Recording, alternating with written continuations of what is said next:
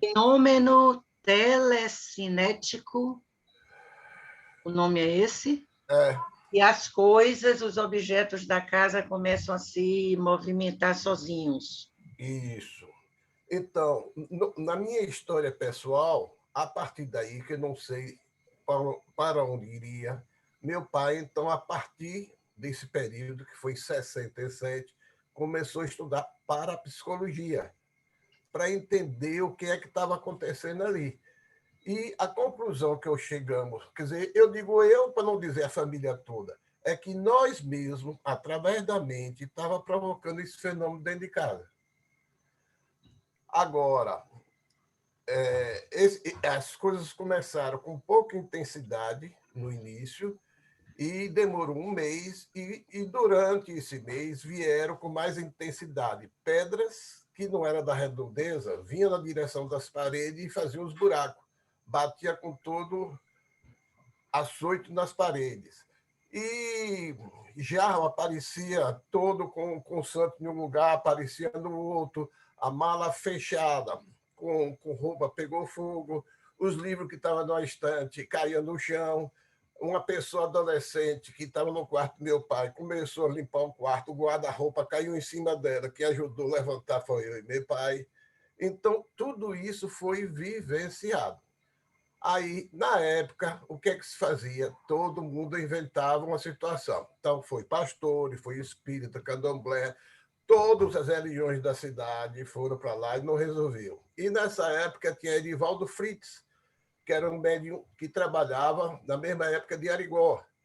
E ele fazia uma cirurgia, tinha pouco tempo tinha feito uma cirurgia lá no quarto do meu pai. E no centro espírita, em frente do quarto da nossa casa, na Rua da Boiada 56, que é o João Pessoa, minha mãe ouvia muito coisas no centro espírita. Então dizia que era minha mãe que trazia essa mediunidade, dizia que era criança, adolescente que trazia, dizia que meu pai, que era juiz, tinha condenado muita gente e tinha feito muito trabalho contra ele. Na verdade, não se soube nada, não resolveu, a não ser a gente ter mudado de casa.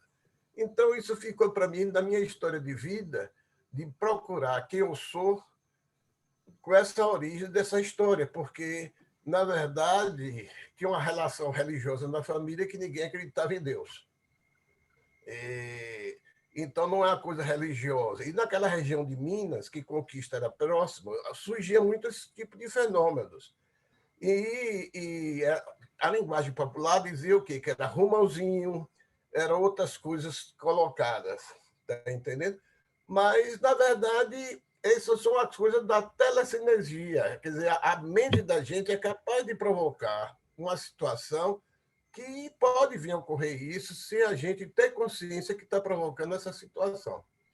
Mas não é todo mundo que tem essa sensibilidade, né? Porque é uma sensibilidade extrasensorial. É nisso aí que eu vou. Enquanto a gente estiver num nível, não é, de consciência, de não percepção dessa realidade, vai ser difícil de compreender esses fenômenos e ir encaixando, não é? É o que acontece, por exemplo, na constelação familiar, com aquela coisa do campo mórfico, o campo mórfico, não é? Então, eu fiz formação em constelação familiar em 2018, mas não trabalho com constelação porque eu não acredito em campo mórfico.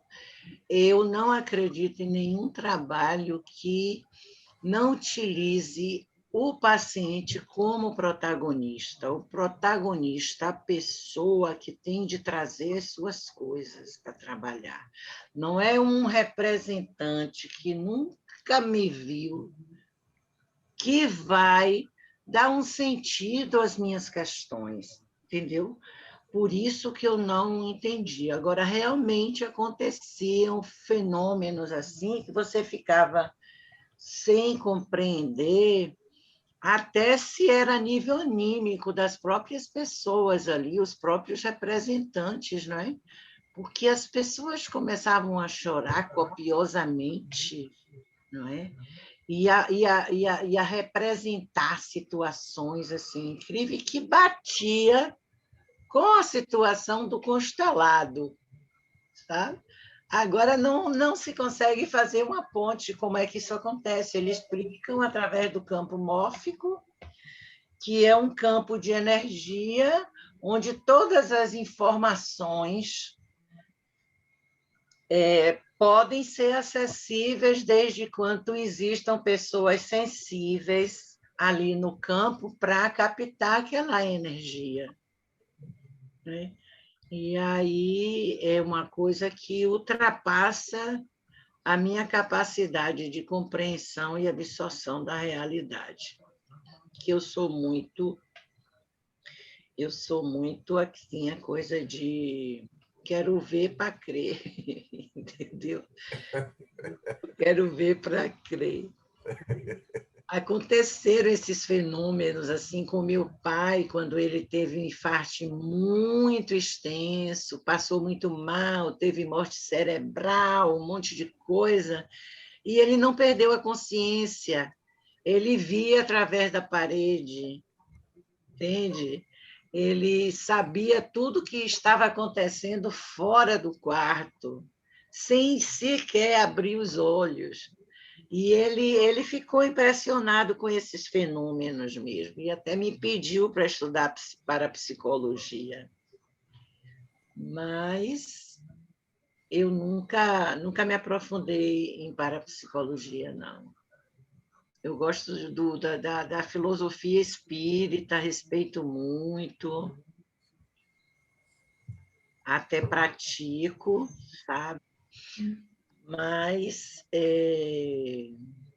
não como algo que seja o objetivo da psicologia. Não sei o que é que vocês acham, né? A Joana de Ângeles sempre diz que esses grandes mestres, como Moreno, Jung, quem mais que vai muito para esse lado da espiritualidade, Bert Helling, né? Todos esses, eles vêm com uma missão na Terra de ampliar a consciência, né, das pessoas, mas eu acho que a minha não ampliou até esse ponto, sabe? Eu sei Aí que eu você sou está falando do sou Ocidente, muito mas do Oriente tem ativa. muitos mestres espirituais na Índia e na China, que é outro mundo diferente do que o nosso, inclusive Sai Baba. Uhum. E Sai outros Baba. vivos que existem. É, e outros vivos que estão lá hoje. Sai Baba já faleceu já há alguns anos. Já? Já. Hum. Eu mesmo sou discípulo de Osho Rajneesh, tanto que eu utilizo o Ahit, fruto da ligação que eu tenho com o pessoal do Osho. Certo. Pois é, tem uma pessoa até dentro das constelações, esqueço o nome dela agora, que ela faz com que o boneco se mova só com o dedo, assim, ó, impondo o dedo, e ela faz Interessante. o boneco se mover. Legal demais. É interessante isso. E ela foi até fazer uma entrevista lá com o autor da teoria do campo mórfico, para saber se o boneco se mexia sozinho. Ele disse não, precisa da sua energia. É a energia do Sim, seu dedo que faz com que ele se mova, porque sim, sim. ele é matéria. Sim. O objeto é matéria. Então, É. ele não pode se mexer sozinho.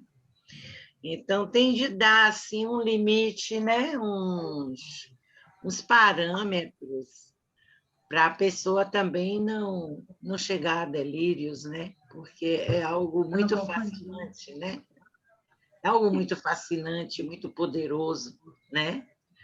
A neurociência, você postou um clipe lá, na neurociência também não vai acabar explicando isso?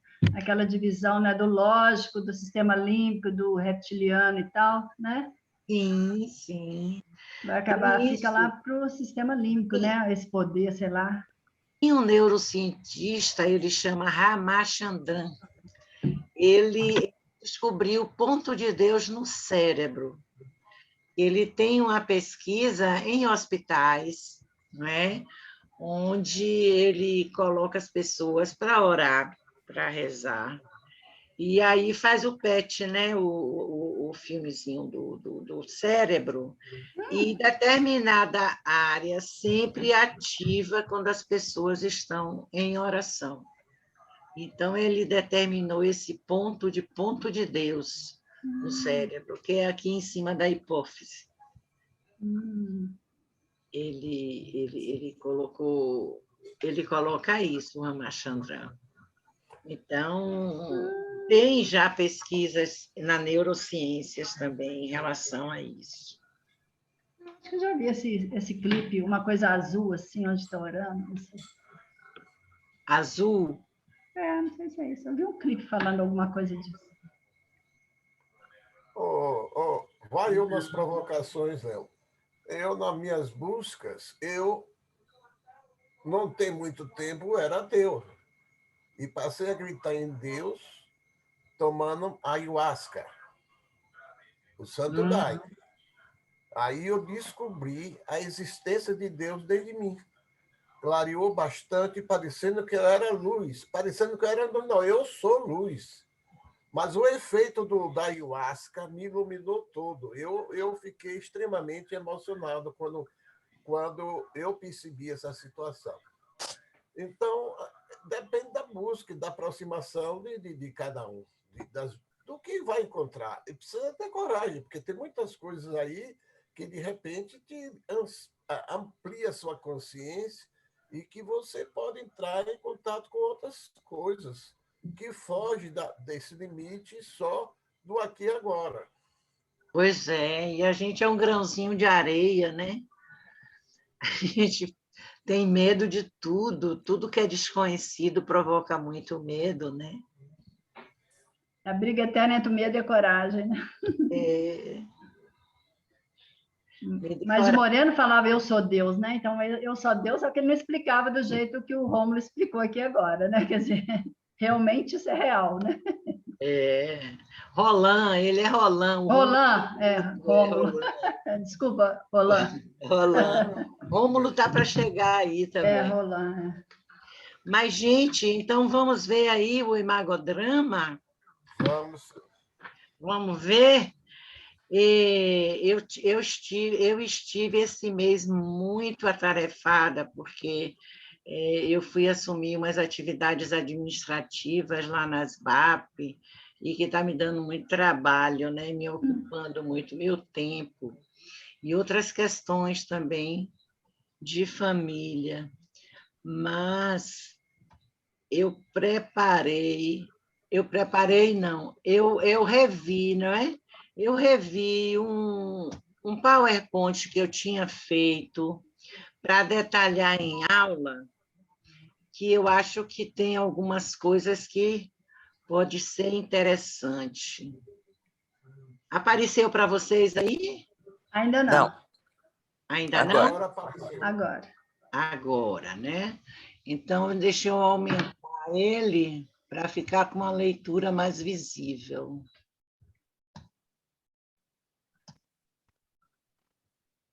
Pronto, agora está bem visível, não é? Então, como eu estava falando no iniciozinho, vamos falar de imagodrama hoje, tá? Porque toda essa busca minha, esse aprofundamento com o núcleo do eu, veio a partir do imagodrama, porque quem chegou primeiro foi a técnica, né? Que é a técnica de construção de imagens com a qual a gente trabalha há muitos anos lá nas BAP, não é? Então, você tem uma ideia, desde 91, não é? Que eu trabalho com essa técnica. E aí, assim, a gente utiliza vários objetos, como almofada, tecidos, e utiliza pessoas também. Bermudes ensinou para a gente assim, né? Ele tem essas três formas de trabalhar com construção de imagens. Mas, atualmente,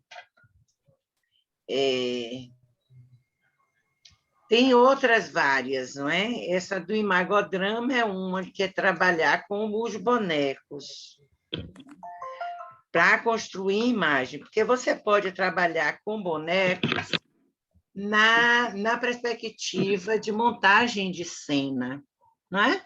Você pode montar uma cena com bonecos, sem estar fazendo construção de imagens. Mas o imagodrama, ele segue os passos da construção de imagem, né? Então, etimologicamente, eu tinha falado um pouco, imago vem do latim, que significa imagem, e drama, do grego ação. Vocês estão me vendo? Sim. Sim, pequenininho aqui do lado. Pequenininho do lado, eu não estou vendo, não sei o que aconteceu por aqui agora. Põe lá no view, Porque side by side, galeria. desapareceu aí essa coisa, mas eu vou passar... Peraí. Deixa eu ver uma coisa aqui. Nídia, você não vê a gente porque você está usando o PowerPoint. E aí você Não, mas o Zoom não tem esse negócio, não. Aparece, desaparece. Quer ver? Peraí. Eu vou dar um stop, só para me situar novamente. Vou fazer o seguinte, eu vou botar em Spotlight, certo? Para ver se dessa forma continua todo mundo, eu vejo todo mundo, porque eu não gosto de falar sem olhar as pessoas, e vocês, durante, né, a apresentação também, pronto, agora melhorou, aí vocês podem me ver, eu vejo vocês, agora está legal. Essa é Leonídia. Pronto. Ô, Antônio, agora eu estou uma outra pessoa, viu, Antônio? Que eu fiz um curso de tecnologia do Zoom. Eu já sei até lhe botar como co-host. Tá precisando fazer esse, Leonídia. Onde você fez aí? Olha, eu fiz com Daisy da SOPSP. Ela ofereceu esse curso agora. Entendi. E eu tive sorte, porque, pronto, agora está tudo certinho. O negócio é a gente fazer a configuração certa. Se a gente vai na configuração e faz certinho, aí não tem erro, sai tudo direitinho. É bem bacana. Quem vai dar, Marilene, uma aula agora, 2 dias, é Denilda, que é maravilhosa, da Dramatriz. Você tem Instagram? Tem. Então, busca lá, Dramatriz. Eles até me convidaram, me fizeram uma cortesia, eu vou participar de novo desse curso. E eles vão também trabalhar com técnicas de direção, com jogos dramáticos, além de falar das tecnologias. É 10 e 17 de setembro. Vai ser bem legal.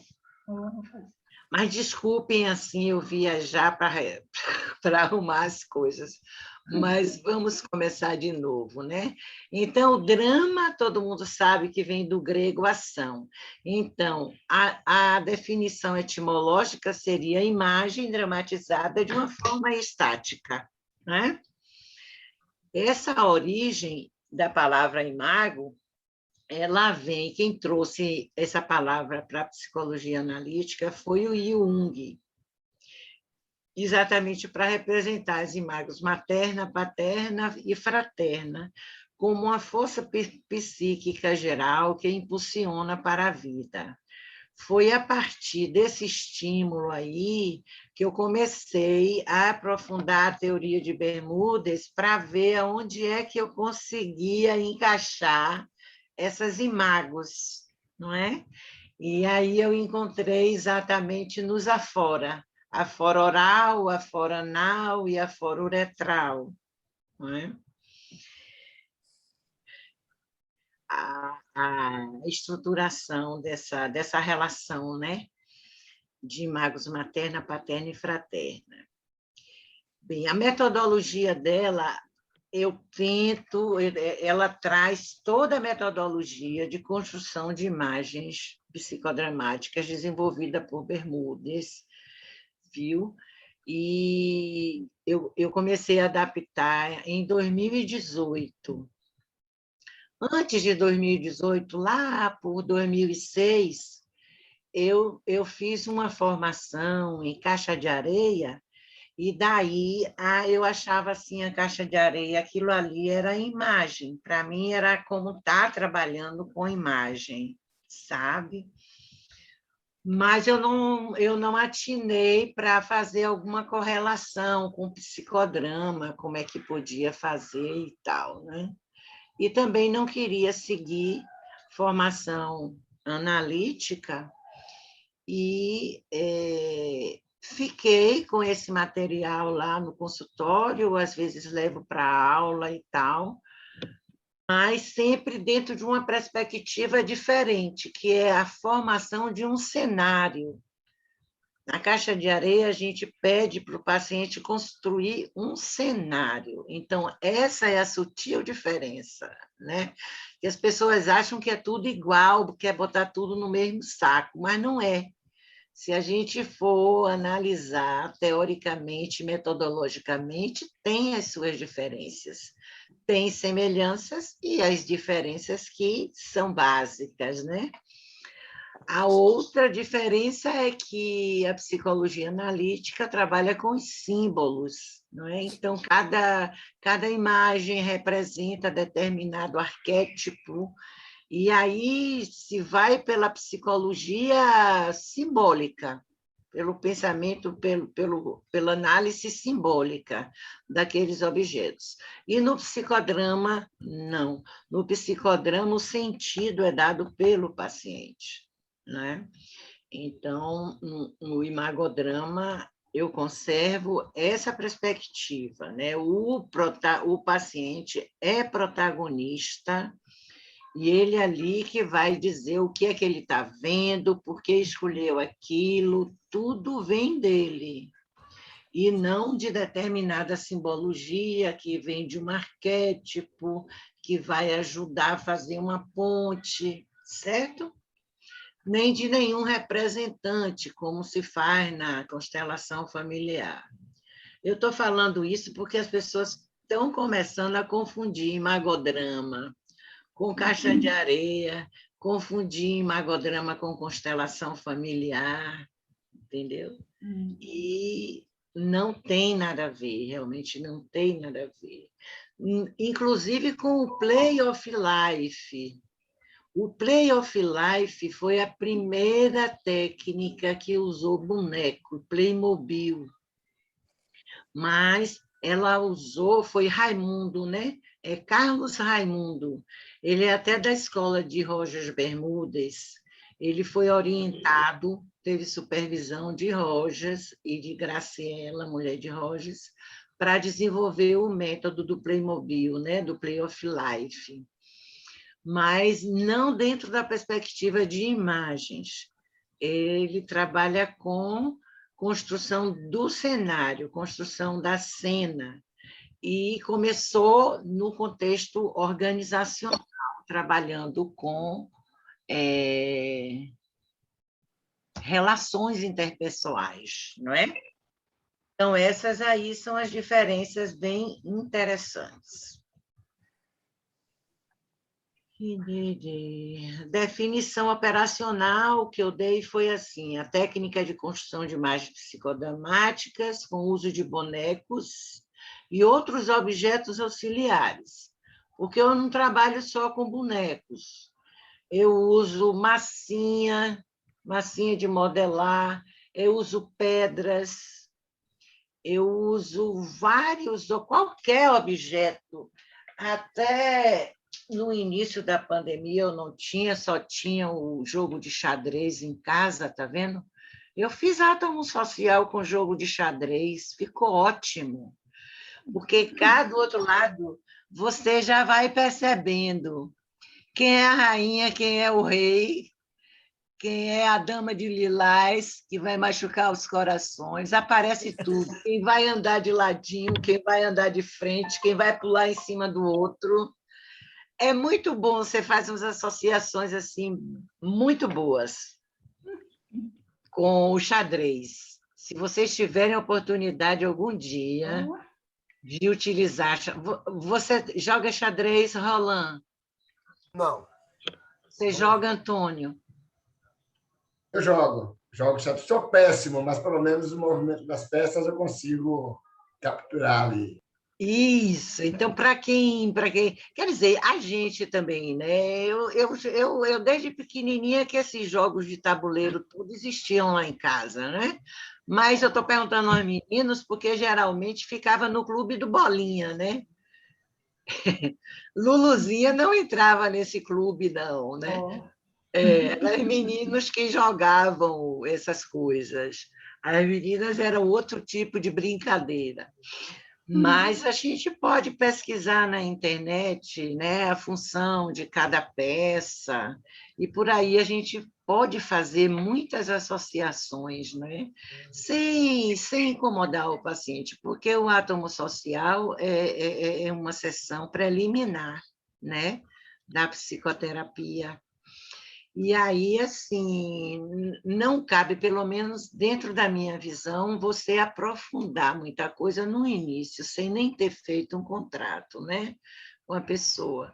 Então, a gente faz, assim, 2 meses de entrevistas preliminares para colher história, tudo bem, mas você não aprofunda nada, não é verdade? E aí, assim, com o jogo do xadrez ficou ótimo, porque mesmo sem precisar eu dizer nada para o paciente, não invadir a privacidade dele, ele me dava as dicas, ele me dava as coordenadas. Ele já me dizia quem era o chefe, quem mandava na casa, e quem andava tinha de andar no miudinho, quem podia pular alto, esse tipo de coisa. Essas associações são maravilhosas. Então, eu coloquei assim bonecos e objetos auxiliares exatamente para abrir o leque de possibilidades, né? De você utilizar outros objetos, outras formas, qualquer outra coisa, para poder trabalhar, desde quando você tenha realmente um conhecimento, né, do que você queira fazer. Eu acho que a única coisa que a gente precisa é saber o que está fazendo, né? Para não escorregar na maionese. Então, eu comecei assim, fazendo para o psicodrama individual, só usando em psicodrama individual. Por quê? Porque a gente, quando atende individual, fica sem muitos recursos, não é? A nível da construção de imagens, você pode usar tecidos e almofadas para fazer as imagens. É legal, satisfaz. Mas a coisa da imagem tridimensional, que lhe dá outra perspectiva, só é possível você fazer com pessoas mesmo, né? E aí o boneco é um recurso auxiliar muito bom, porque ele funciona, ele substitui essas pessoas, né? Alguma pergunta por aqui?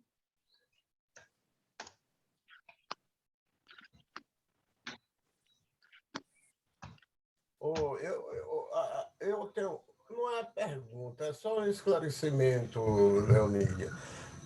Quando você fala que os bonecos permitem uma relação tridimensional, considerando que teu tablado é fixo. Mas se o seu trabalho for móvel, você tem condições de apresentar os bonecos de diversas óticas. Também. Não, eu falo assim, a nível da verticalização da imagem. Não é? Porque, por exemplo, quando a gente trabalha com tecidos, ou com almofadas, a gente pede para o paciente entrar na imagem exatamente para ter essa ideia de verticalização na imagem, porque aí vai aparecer o corpo inteiro, vão aparecer outros elementos corporais que não estavam ali presentes no tecido, não dava para você perceber com um simples tecido, fica uma coisa muito abstrata, ou com uma almofada, é uma coisa que fica muito abstrato. Então, a gente pede para o paciente substituir a almofada e entrar e ficar na posição. Aí é que você vai ver realmente o que é que ele está querendo te falar, o que é que ele está lhe dizendo. A partir da posição dele, a partir da posição que ele adota ali em cada lugar, em cada parte da imagem. Percebe? E com o boneco já traz isso, certo?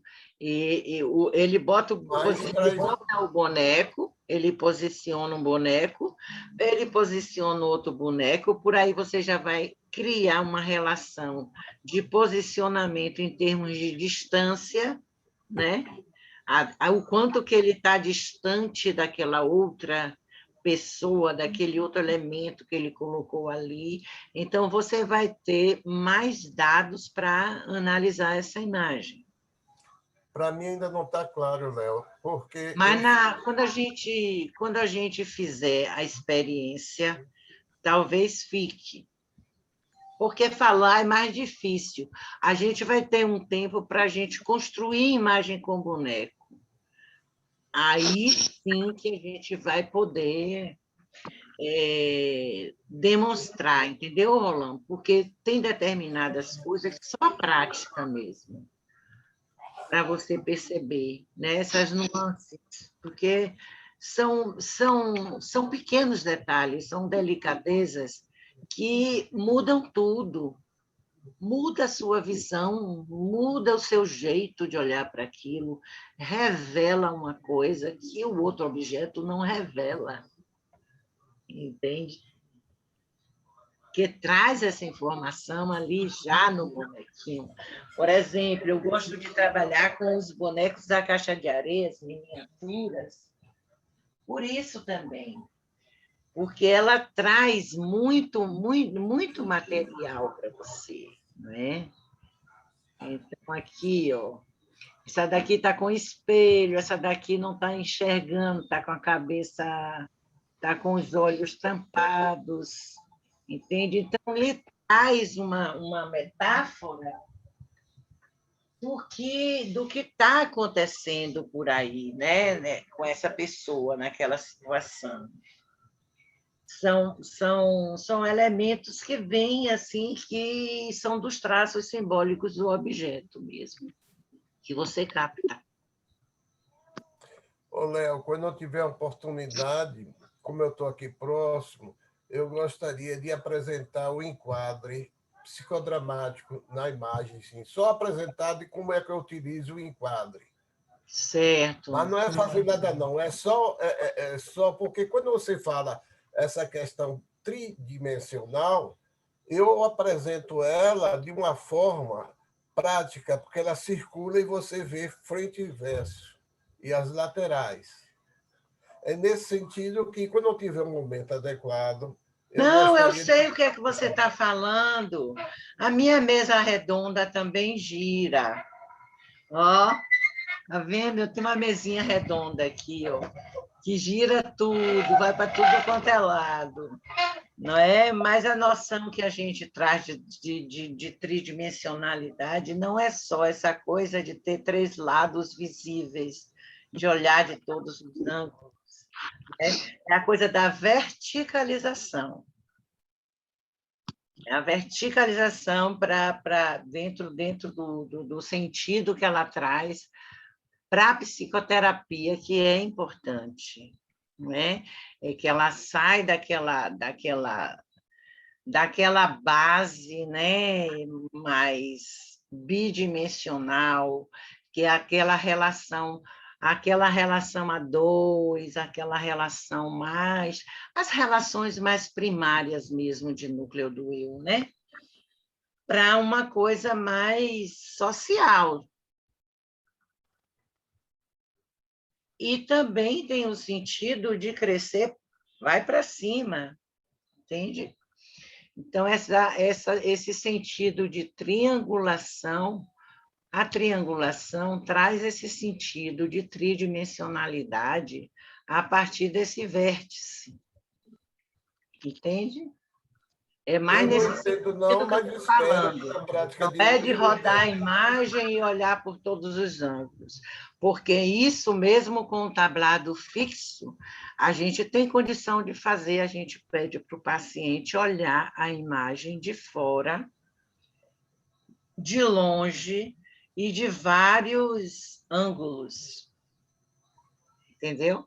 Então, ele vai olhando cá, vai olhando lá também.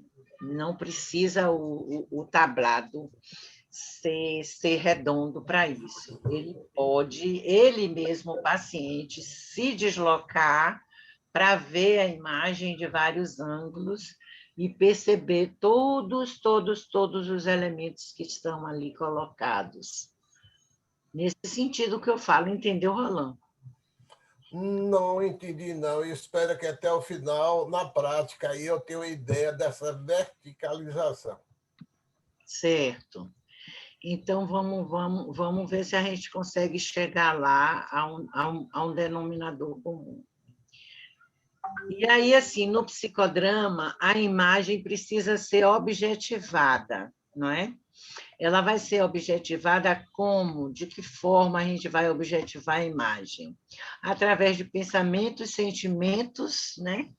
E dessas imagens mentais que são transformadas num contexto dramático, uma imagem psicodramática, né? Como eu falei antes. E, de acordo com Moreno, a criança desenvolve os primeiros papéis durante o desenvolvimento da matriz de identidade, ela vai se guiando pela pele que é dirigida a pessoas, coisas e objetos, né? Então, ela passa por essas fases duplo, de espelho, inversão de papéis, se engaja na matriz social, e essas formas todas, ela vai, dentro dessas formas, ela vai passar pelo intercâmbio de papéis entre a criança e os egos auxiliares, que são papai, mamãe, os irmãos, os adultos que estão ali por perto, né, os mais próximos, que a gente chama aqui de imago, né? Imago materna, imago paterna, imago fraterna. E Rojas Bermudes, ele articula essa matriz de densidade, como a gente viu na aula passada, a matriz de identidade, por um lado, e, por outro, aos processos de mielinização cerebral, do sistema nervoso.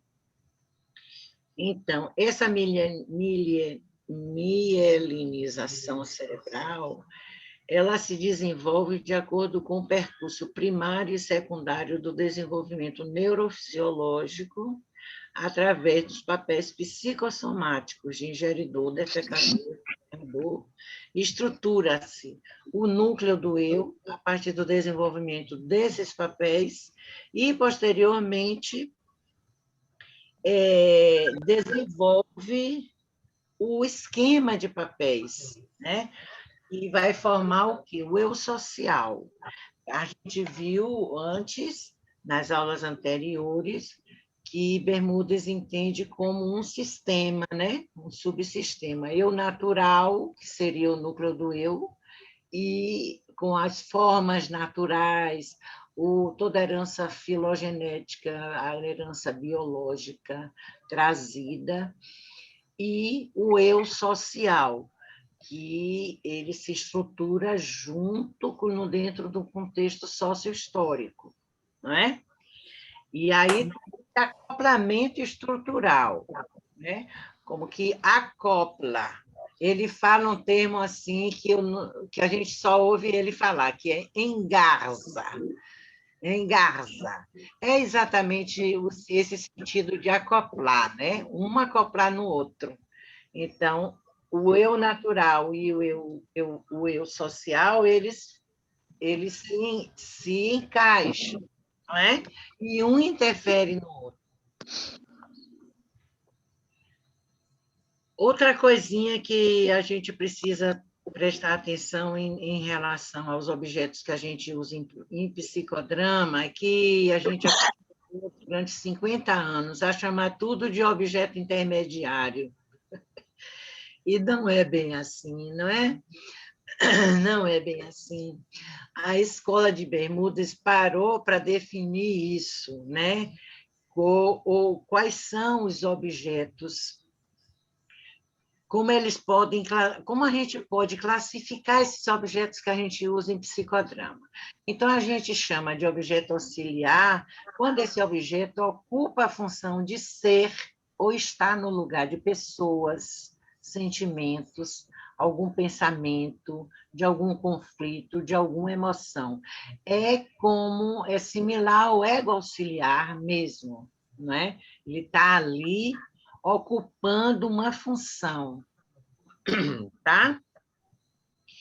O objeto criativo, os objetos criativos são produções estéticas, vem da arte, né? Produções artísticas do protagonista, como desenhar, pintar, fazer cerâmica, fazer fotos, fazer artesanato, confeccionar máscaras, que a gente não trabalha só com a máscara pronta, né? Porque aquela máscara pronta, ela traz uma conserva cultural, né? Como o Moreno fala. Ela já vem toda pronta, a gente compra de acordo com o papel que ela representa, a gente pode utilizar numa dramatização, em alguma cena, né? Mas, no caso do trabalho com máscaras, a que ele se refere aqui, não é exatamente isso. É é a coisa de o próprio paciente, ele confecciona a máscara, entendeu? Ele confecciona a máscara, são 7 máscaras, 7 tipos de máscara. Passando os dedos, desenhando só com o dedo, com o pincel, se olhando no espelho, se vendo e sem se ver também, tá? Com os olhos fechados. Então, são várias formas de confeccionar essas máscaras. E aí, o objeto intermediário propriamente dito, ele fica como sendo só uma função instrumental. É aquele objeto que é usado dentro de uma função instrumental, é como uma técnica, né, psicodramática. É uma técnica que usa o teatro de fantoches. Utiliza os fantoches como extensão do próprio corpo. E o que diferencia aí essa relação das outras, eu falei bastante na aula passada, que a relação que se estabelece não é uma relação de papel para papel, é uma relação de papel para o objeto, porque o paciente vai se comunicar com o boneco, e a gente também pode se comunicar através do boneco. Eu sumo daqui da tela, tá? E aí eu vou representar o papel da mãe ou da irmã do paciente, tal, tal. Eu posso sair da tela e deixar o boneco ali, eu posso dizer que eu estou usando um objeto intermediário, porque os fantoches, eles têm essa característica de remeter à figura humana, né? Remete à figura humana. Até os psicóticos crônicos, eles retornam à comunicação fazendo uso desse recurso. Então, a função dele também é de neutralizar os estados crônicos de alarme em psicóticos, em neuróticos graves, em casos de alarme provisório, como acontece assim nos traumas, né? Por exemplo, a segunda demonstração que eu fiz com o imagodrama, aconteceu um caso assim. A menina, a pessoa, nossa colega, né? Que foi numa reunião, eu fui apresentar o que eu tinha feito no congresso, e aí essa pessoa, ela tinha sido assaltada, tinha sofrido um assalto, então ela estava muito traumatizada, já tinha 6 meses que tinha acontecido, mas ela ainda estava sob forte impacto, né? E aí eu me atentei para essa necessidade, né, de diferenciar o uso quando é um objeto, quando o boneco funciona como objeto intermediário e quando ele não está nessa função de mediação intrapsíquica, uma coisa mais psicodinâmica mesmo, entendeu? Ele pode ser só um auxiliar, um objeto auxiliar, como a gente pega aqui, que eu falei, as peças de xadrez, e vai construindo o átomo social, pá, pá, pá, pá. Isso aí não é um objeto intermediário, isso é um objeto auxiliar, que ele está ocupando a função de papai, mamãe, filhinho, amigo, chefe, colega, seja quem for, ele está ocupando o lugar de alguém. A gente não fala ego auxiliar porque não é gente, é objeto. Então, se é objeto auxiliar. Então, para mim, fez sentido isso. Não sei se para vocês faz sentido, mas para mim faz super sentido. Vocês gostariam de dar algum retorno em relação a isso? Essa questão do objeto auxiliar, o objeto intermediário, que é muito discutido. Soninha, abaixe sua câmera, que a gente fica vendo só sua cabeça. Você está no celular? Não. Não? Abaixe um pouco. Estou no celular. Está no celular. Então, levante seu celular um pouquinho. Tá bom. Então, gente, vamos em frente.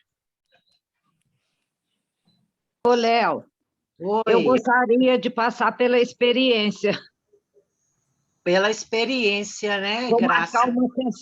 marcar uma sessão com você. Não, vamos fazer aqui agora. Ah, Vamos fazer aqui nessa aula. A gente não vai ficar só no blá, blá, blá, não. A ideia é que a gente possa dar um intervalo daqui a pouco, tipo assim, umas 8 horas, a gente dá um intervalozinho, vai beber água, fazer alguma coisa, e quando a gente voltar, a gente vai só partir para construir as imagens. Tá bom? Vamos pegar na massa hoje. Aí eu faço o que também, que é interessante a gente classificar as imagens de acordo com o conteúdo dela, né? O que a gente observa é que na imagem real, às vezes o paciente faz a imagem literal da situação, né?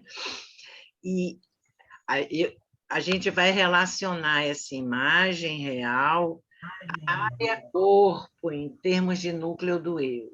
O que é a área corpo? É a sensação bem concreta das coisas, né?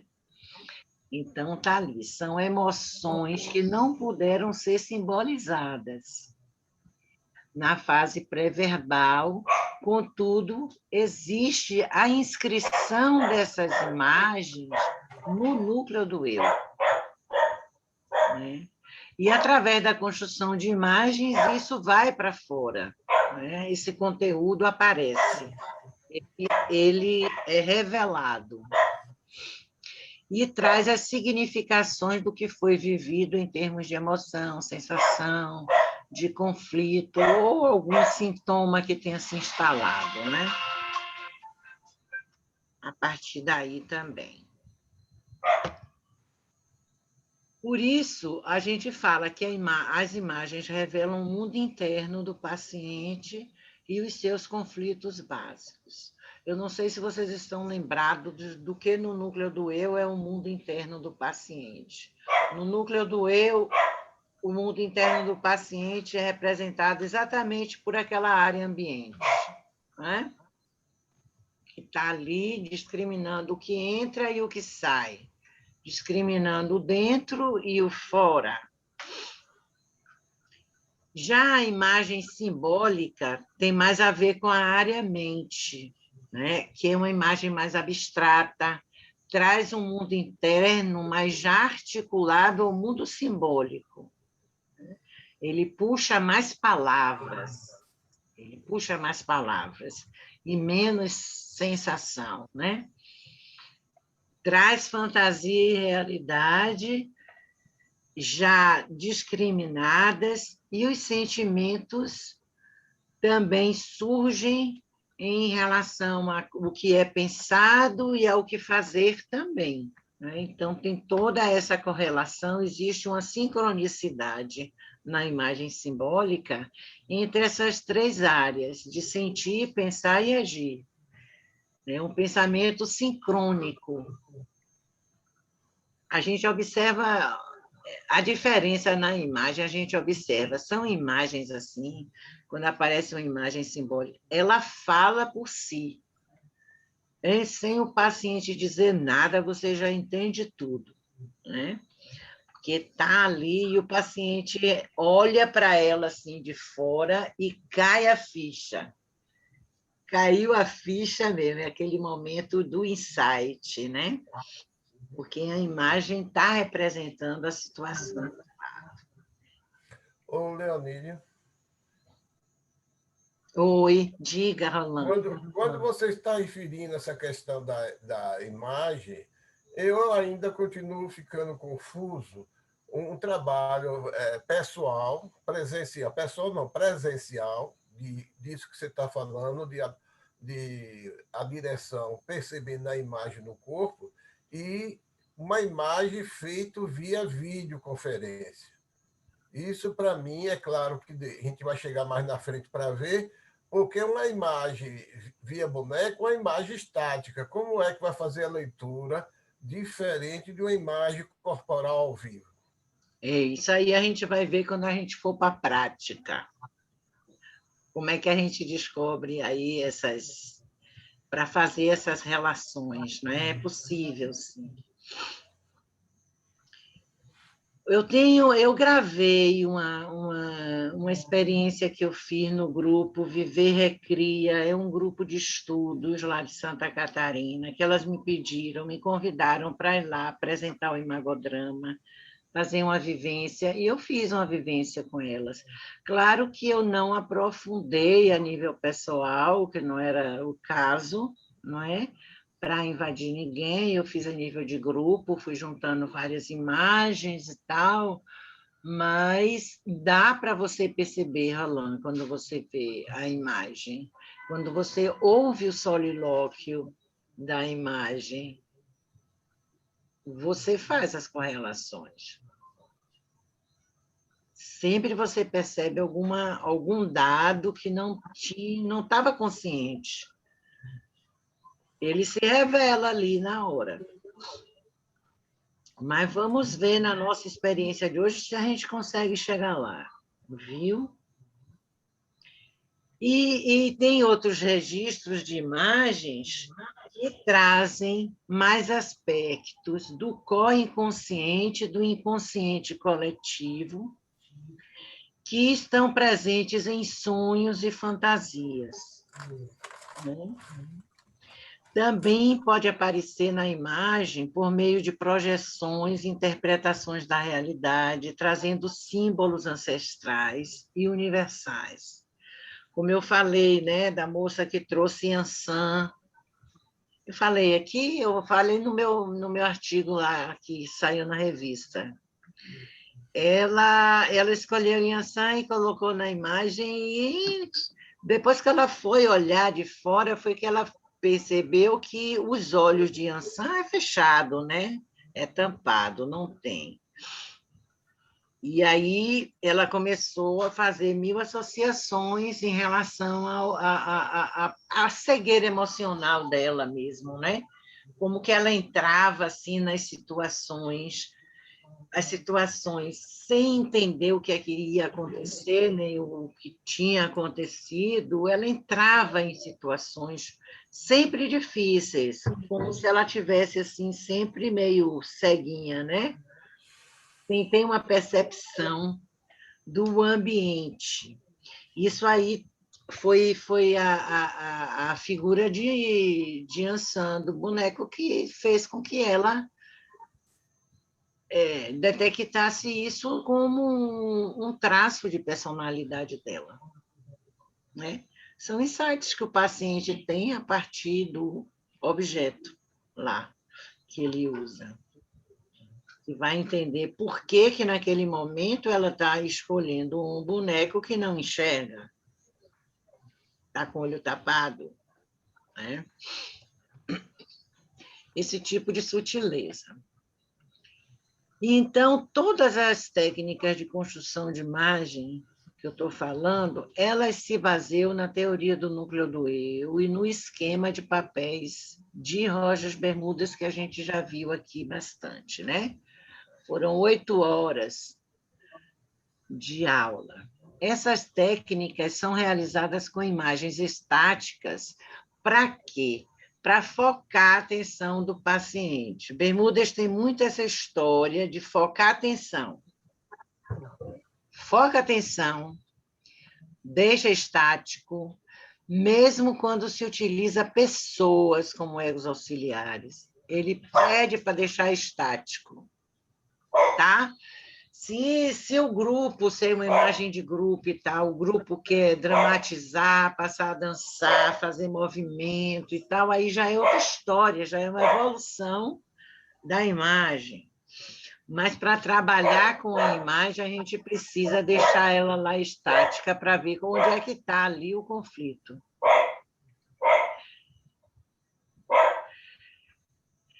O que a gente faz quando a gente trabalha com imagem é acessar uma imagem mental que foi impressa lá nos neurônios, lá nos percursos neuronais, de uma forma não verbal, tá?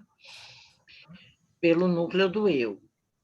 Essa imagem fica lá no sistema límbico, nos sistemas de memória, tá? Para quando a pessoa precisar fazer uso.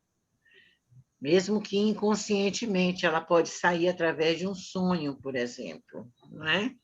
Ou a partir da própria imagem que a pessoa constrói, aí a coisa eclode, vem à tona. E a explicação neurocientífica para isso é que essa forma externa que foi dramatizada, ela sempre vai corresponder a uma imagem interna. É algo que está lá internalizado. São como foto projetiva dos mapas mentais que foram registrados pelo cérebro e internalizados como imagem. Por isso... Oi. É por isso que toda imagem psicodramática realizada no cenário corresponde exatamente ao registro dessa imagem no cérebro. Damásio chama essas imagens de mapas mentais, tá? Em vez dele se referir a imagens como imagens, ele chama de mapas mentais, que traz essa ideia. Aí eu já falei um pouco, são vários tipos de construção de imagem, imagens com tecidos, imagens com pessoas, imagens com bonecos, imagens com almofadas, né? Pequenas, grandes, como fui. qualquer tipo de imagem dessa, ela vai trazer o padrão neural desses mapas mentais que se basearam na seleção de neurônios para construir aquela imagem. Tá? Em outras palavras, ele diz que essas imagens formam como um tijolo de construção, não é? Para guardar essas memórias lá no nosso cérebro. E elas ficam disponíveis para serem usadas e montadas. A parte do padrão que permanece na memória é construída segundo os mesmos princípios, tá? Então, se eu pego essa imagem psicodramática construída, trabalho ela vai voltar para o cérebro novamente, ressignificada e elaborada de forma diferente. Por exemplo, se ampliou a visão de entendimento daquele conflito, aquele conflito já vai lá como uma aferência de aprendizagem, né? Para abrir outros caminhos neurais. A gente nunca sabe. Eu gosto de usar a metáfora da bola de bilhar, né, que Vera Lengurbe ela usa. Ela diz que quando a gente está na psicoterapia, é como que a gente estivesse jogando uma bola de bilhar, que a gente não sabe em que buraquinho vai cair, né? Mas ela sempre vai cair no lugar que tem de cair, no lugar certo, né? E aquela bola é exatamente a bola que vai acessar esse conteúdo que é necessário acessar. A gente nunca sabe, porque quando a gente está jogando bilhar, a gente não sabe, a gente vai com a pontaria para pegar na bola, você pega no taco, mas aonde a bola vai entrar é sempre uma incógnita, né? Pode dar uma paradinha em outro lugar e ir para o outro, né? Outro caminho. Então, no cérebro é a mesma coisa, né? Você solta lá aquela bola de bilhar e aí eles vão reconstruir, né? Aquela história. E aí, como se constrói a imagem psicodramática, eu acho que todo mundo que está aqui sabe. Eu não vou repetir, não. Não é? Como se constrói. Vocês querem que fale sobre isso? Ou vocês não trabalham com imagem? Tem alguém que não trabalhe com imagem? Eu vou falar. Para que essas imagens sejam construídas espontaneamente, como uma representação simbólica, por meio de determinada forma, orienta-se o paciente para que siga a sua intuição e vá dando uma forma visual ao tema trazido, ok? Pode ser desde uma palavra, uma frase ou um sentimento que ele traga a um sintoma, a alguma relação interpessoal que está precisando ser olhada, está precisando de atenção, ou alguma situação realmente que tenha mexido com ele, né? Que esteja mobilizando no momento. Então, pega essa situação como uma consigna, pede para ele transformar aquilo ali em imagem. E ele, eu não sei, tal, mas ele vai dando uma forma, dá uma forma para esse sentimento, dá uma forma para essa palavra, e aí o paciente vai indo e faz. As imagens construídas trazem normalmente essa metáfora que eu estava falando, né? Por exemplo, eu já falei, isso aí do imagodrama, eu já falei. A Yansan. Em relação aos detalhes do procedimento, que a gente presta muita atenção, primeiro, pedir ao paciente que tome distância da imagem, se distancie da imagem, olhe para a imagem, aí ele vai fazer a leitura dele. O que é que você está vendo aí? O que é que você quis colocar? Aí ele vai explicar aquela imagem para você, tá? é através dessa observação à distância que ele vai perceber cada detalhe que ele pôs na imagem e o sentido correspondente, né? Aquele detalhe, a cada detalhe, né? Depois desse momento de distanciamento, a gente pede para ele entrar na imagem, assumir a mesma posição, tá? Se for no caso do presencial, e faz o solilóquio. Tá? Se for no online, ele só olha lá a construção, a imagem que ele colocou, e ali ele imagina o solilóquio e faz. Tá? E assim, gradualmente, a gente vai tomando conhecimento desses significados que ele colocou ali, na forma dramatizada. Não só a gente, estou falando a gente, o paciente e o terapeuta, o terapeuta e o grupo. Todo mundo vai se inteirando dos significados daquilo que aquilo ali representa, para aquela pessoa, para cada um, que cada um pode ver de um jeito também, né? É por isso que Bermúdez diz, parafraseando Freud, que as imagens mentais e as imagens psicodramáticas são a via régia do trabalho psicoterapêutico, viu?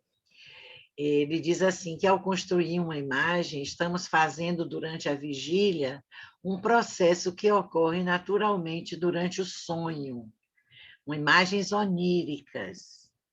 A síntese e a conscientização de um conjunto de diferentes ideias, sentimentos, sensações, experiências, emoções, dentro de um esquema visual, né? É uma linguagem não verbal, porque no sonho, né, a gente vai percebendo aquilo tudo ali que está acontecendo, vai dando voz aos personagens todos, mas a gente está só de observador, está só lá vendo, né? É o que acontece na imagem. E ele diz que essa técnica favorece objetivar parte do mundo interno do indivíduo e, ao mesmo tempo, dar lugar àquele fenômeno que eu falei antes, de reaferência, né? Esses significados que são esclarecidos durante a construção de imagens, eles retornam para o cérebro, né? E aí vão criar novas sinapses, novos caminhos neuronais, novas aprendizagens, novas condutas, novos comportamentos, novas relações. Por que isso acontece? A explicação vem da neurociência, que esses estudos eles revelam que a ocorrência de traumas, quando acontece um trauma, um evento, não precisa nem ser um trauma, algo que deixa a pessoa imobilizada por 6 meses, pode ser algo que machucou, que feriu muito, né? São muitos machucados que a gente pode levar durante a vida e impactar em termos de bloquear alguma área no nosso cérebro. E a primeira área que bloqueia é a área de Broca, que tem a ver com a linguagem, né?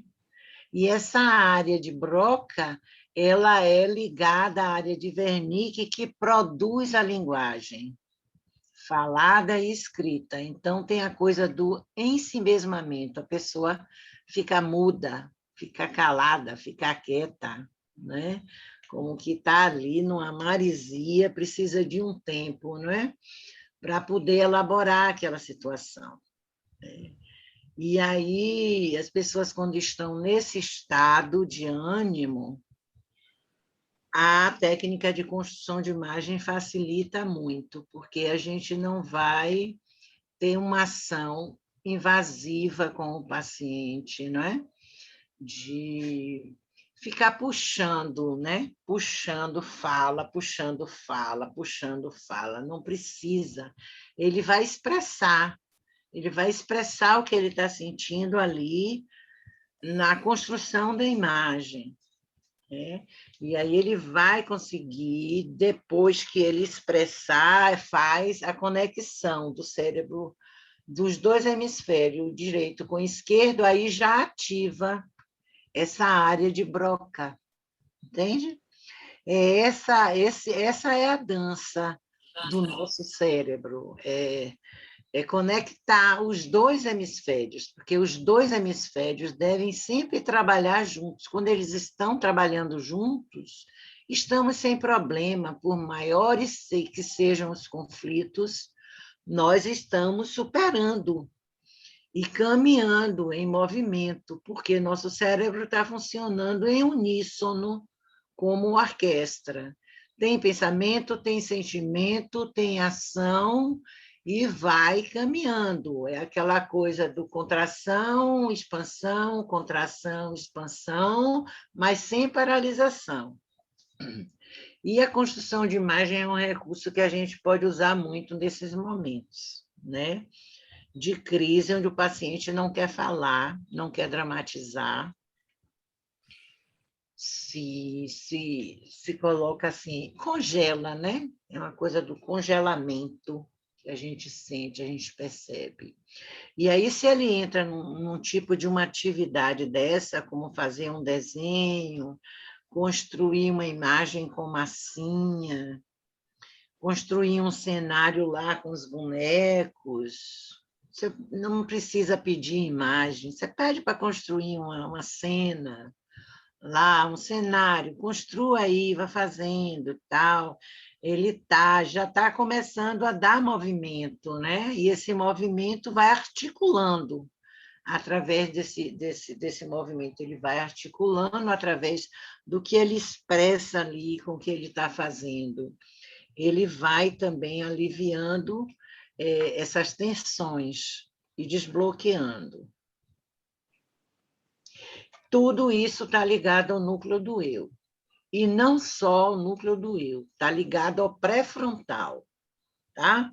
Porque o núcleo do eu está diretamente ligado ao pré-frontal. E o pré-frontal, como eu falei aí na aula passada, esses lóbulos frontais são muito importantes, porque a nossa capacidade de planejamento e organização, sem planejar e organizar as coisas, a gente não consegue elaborar, né? Cognitivamente.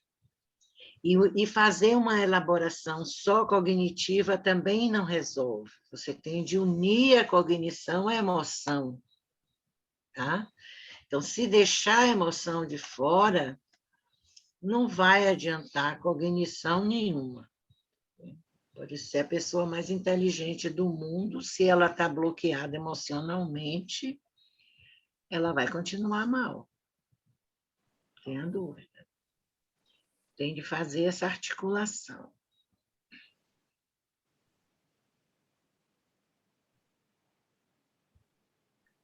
Eu acho que está chegando para o fim. Ele bonitinho. Esse bonitinho eu achei hoje para vocês.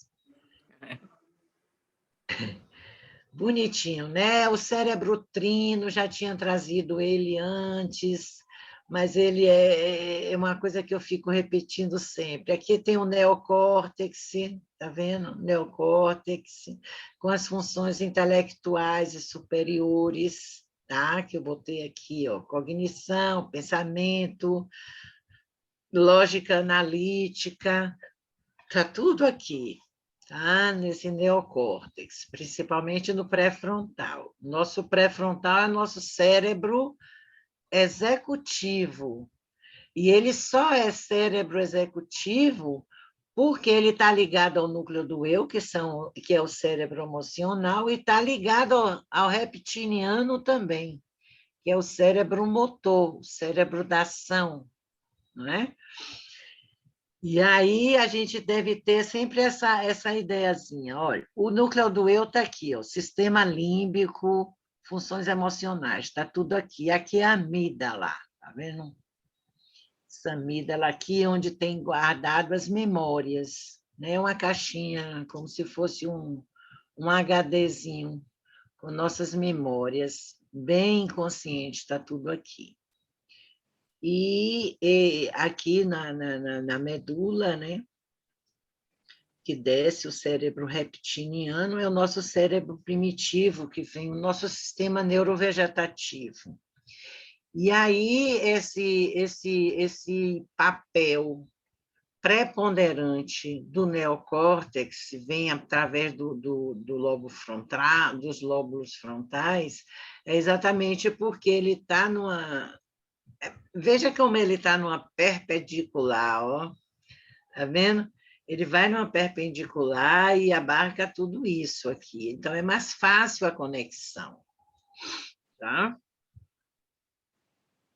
E aí a gente pensa que, em termos do núcleo do eu, a gente pensa na bolinha, mente, lógico-analítico, pensamento, lógico-analítico, corpo, emoções, funções emocionais, ambiente, sobrevivência, sono, vigília, alimentação, exercício, tudo do nosso sistema neurovegetativo, as funções sensórias motoras que levam para a ação também, está aqui no nosso cérebro reptiliano. É o nosso cérebro primitivo. E aí as funções hemisféricas eu fiz uma divisãozinha para ficar mais claro, né? O hemisfério direito é o eu natural, núcleo do eu. Léo, Oi, diga. antes de você passar por essa questão do cérebro direito e esquerdo, eu acho que dentro da sua explicação, dentro da teoria aí, dentro do cérebro reptiliano, e dentro da teoria, até aí, eu acho que tem uma coisa aí, não sei como é que fica essa abordagem aí moreniana, bermuniana, mas quando o líquor que sai do cérebro reptiliano, ele é básico até chegar no final da coluna. Então, muitas vezes, está bloqueado no cérebro essa energia que ela não desce até a base, até os pés. Então, precisa fazer exercício, desbloquear na coluna vertebral essa energia que está bloqueada muitas vezes aí em cima na mente. Certo.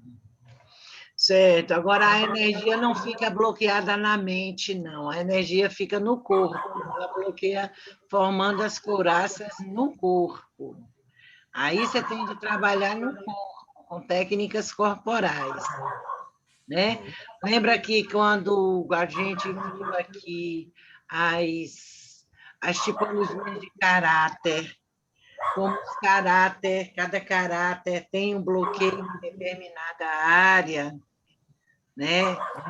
A bioenergética ela fala assim, nasce como um fio desencapado, aí vai encapando. Esse encapamento é feito aqui, ó, pela coluna vertebral, tá vendo? Né? Vai encapando o fio aqui, ó. E aí, quando acontece bloqueio, aí eles vão se refletir, pelo menos até o quadril, né? Mas geralmente é a perna, porque tem gente que fica com o joelho junto, tem gente que fica com o joelho afastado, vai depender muito. É o corpo inteiro. Aí, a gente fala. Eu estou querendo questionar que dentro do psicodrama, onde é que direção vai pegar para fazer uma respiração consciente, e inclusive hoje está muito em voga, que é o yoga, e que essa respiração, através da respiração, vai desbloqueando essa área até chegar à base, inclusive com o Cláudio. Não, no psicodrama a gente faz expressão corporal. A gente tem aula, tem formação em expressão corporal. Eu fiz com Tereza técnicas de respiração, técnicas de relaxamento, técnicas de movimento. A gente trabalha muito o corpo no psicodrama. Eu sei disso. Agora, estou falando a nível de direção.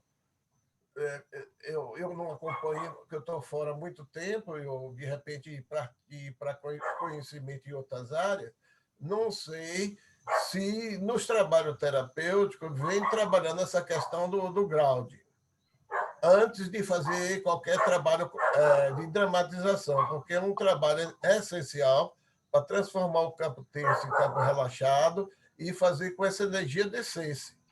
Então, muitas vezes, entra direto para trabalhar o corpo, sem com que essa energia circule mais de uma forma adequada para o grupo ou pessoa. A gente, quando na formação, a gente tem a disciplina de expressão corporal, com bastante horas, não é? Fica 6 meses, às vezes, a depender do grupo. Minha turma contratou Tereza por 1 ano. Terminou as aulas de expressão corporal, a gente continuou tendo aula de expressão corporal com ela. Vai depender aí do investimento de cada um mesmo. E do que segue, do ponto de vista do terapeuta. O que eu tenho assim muito como parâmetro é que Reich fala que a gente, quando vai trabalhar terapeuticamente, a gente tanto pode partir do mental, quanto pode partir do corporal. Pode partir do corporal para o mental, ou do mental para o corporal. Isso aí é uma via de mão dupla. Não tem essa de precisar só trabalhar com o corpo. Entendeu? Eu fiz, minha primeira formação foi em análise bioenergética haitiana. Eu comecei, como terapeuta, a trabalhar com análise bioenergética haitiana. Fiquei ali, depois passei para a psicanálise, depois que eu voltei para o psicodrama. Por isso que eu estou te falando que dessa área aí é minha conhecida, eu tenho intimidade. Sim, mas E realmente...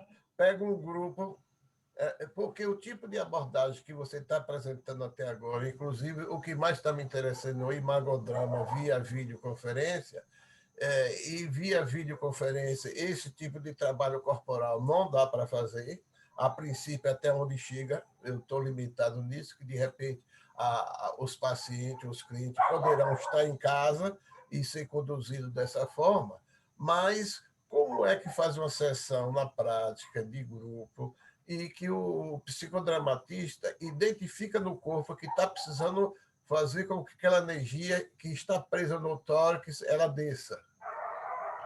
Você pode trabalhar com o palco estendido, Rolando.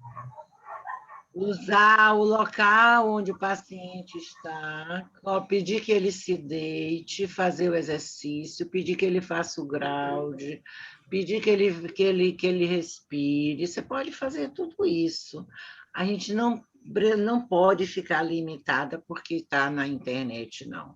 Você pode fazer até uma sessão de psicodança com o paciente, botar umas músicas e dizer a ele, olha, deixa o corpo livre, se movimente de acordo com o seu sentimento, do jeito que você quiser. Não pense em dançar certo nem errado, não.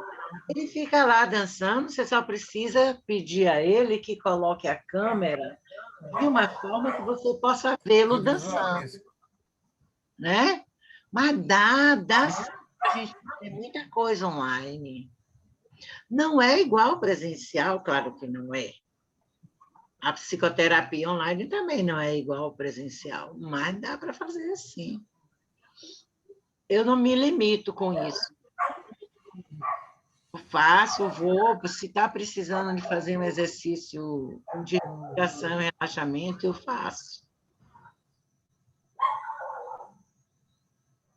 Isso é psicodrama. Não deixa de ser psicodrama, não. É muito. Tá bom. Obrigado pela explicação. Então, só para repetir, para gravar mais, né? Esse lado direito comanda as atividades não verbais, guiando-se pelo instinto. O hemisfério esquerdo comanda as atividades verbais e o pensamento simbólico e lógico-analítico, tá? Essa é a diferença. O hemisfério direito modula as emoções de forma simultânea, visoespacial, ela tem a visão espacial do que está fazendo, né? Analógica. É isso que a gente está acostumado a fazer no presencial. Mantém, o hemisfério, e já o hemisfério esquerdo, ele sempre mantém o sentido temporal, é o sentido temporal do fato. Então, tudo vem em sequência, como a fala, né? A fala, Bermúdez diz assim, ela cai em conta-gota, palavra por palavra, né? É uma sequência. Você falando palavra por palavra, forma uma frase, você forma um período, ela é sempre seguindo a sequência de fatos. Já o hemisfério direito se expressa por meio de imagens, sonhos, sensações e metáforas. Simultâneo. Você pode ver 1000 imagens assim ao mesmo tempo, ficar louco sem entender nenhuma. O hemisfério esquerdo é o nosso intérprete. Isso é importante saber, né? Porque quem interpreta a imagem é o hemisfério esquerdo, não é o hemisfério direito. O hemisfério direito expressa, o esquerdo vai lá e interpreta, né? Pega o sentido.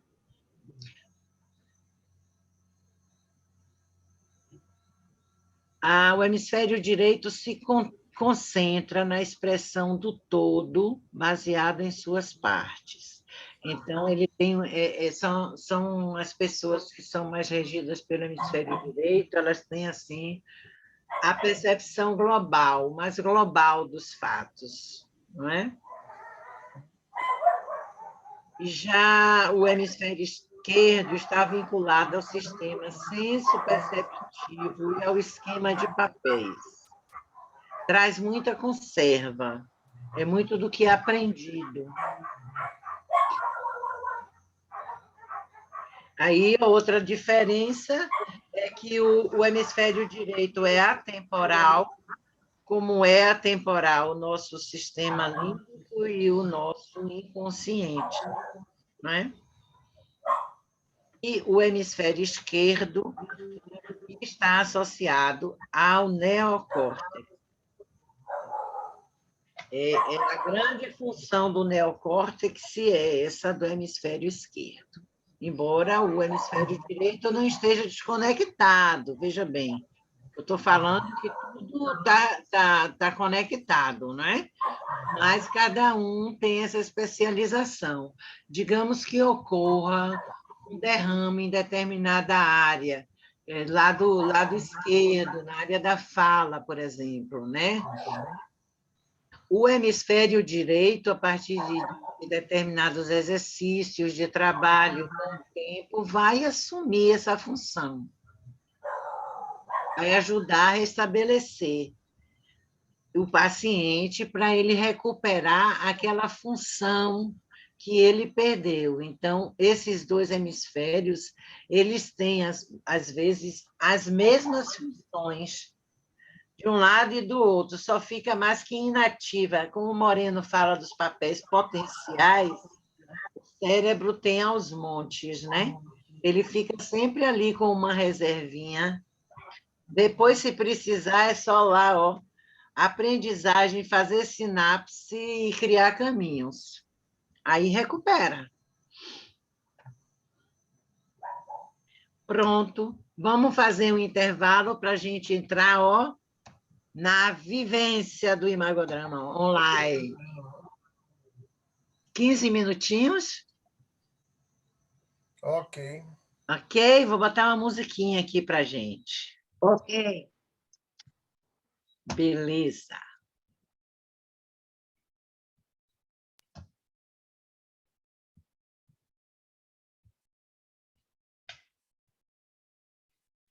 Ô, velho, cadê você? Cadê?